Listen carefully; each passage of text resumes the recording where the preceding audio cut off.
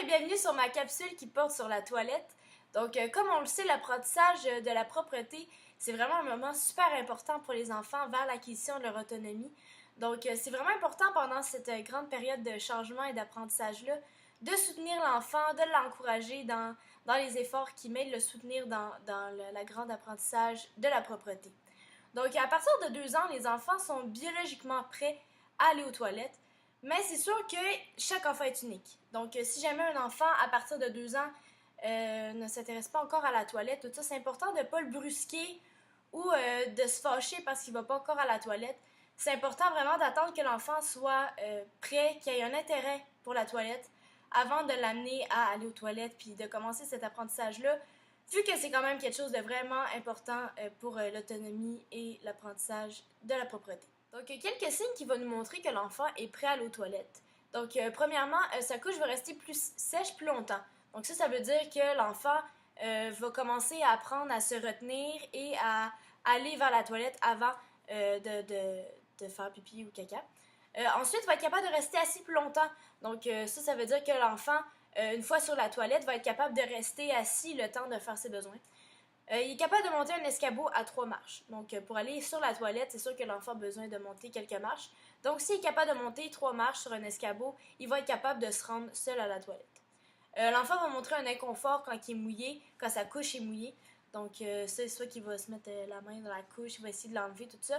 Donc, cet inconfort-là montre qu'il n'a pas envie d'être mouillé dans cette région-là. Il n'a pas envie d'avoir de l'humidité là.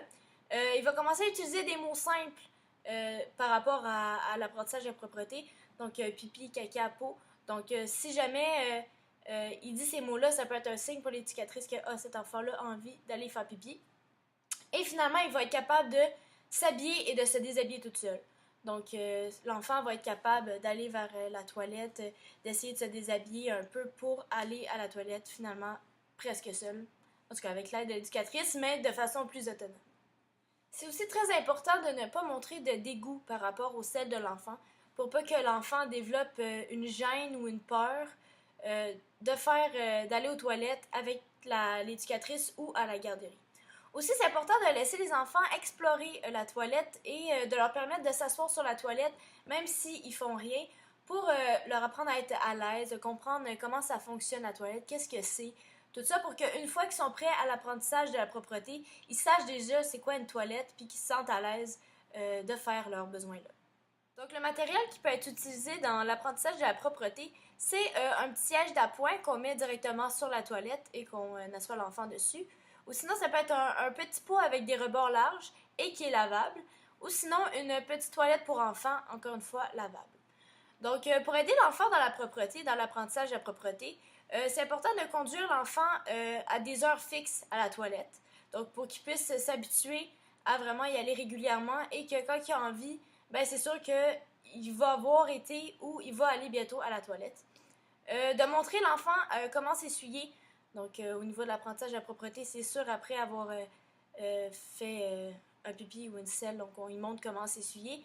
Et c'est aussi important de montrer à l'enfant à respecter l'intimité des autres. Donc, c'est sûr que quand on va porter un enfant à la toilette, on n'amène pas tout notre groupe dans la toilette. On dit, bon, on attend que tel enfant ait fini d'aller à la toilette. Non, on lui laisse son moment d'intimité et on lui montre aussi à respecter l'intimité des autres quand ils sont à la toilette. Donc, c'est une brève vidéo, mais j'espère qu'elle vous a aidé à avoir quelques trucs sur l'apprentissage de la propreté et les toilettes. Donc, on se retrouve dans un prochain vidéo.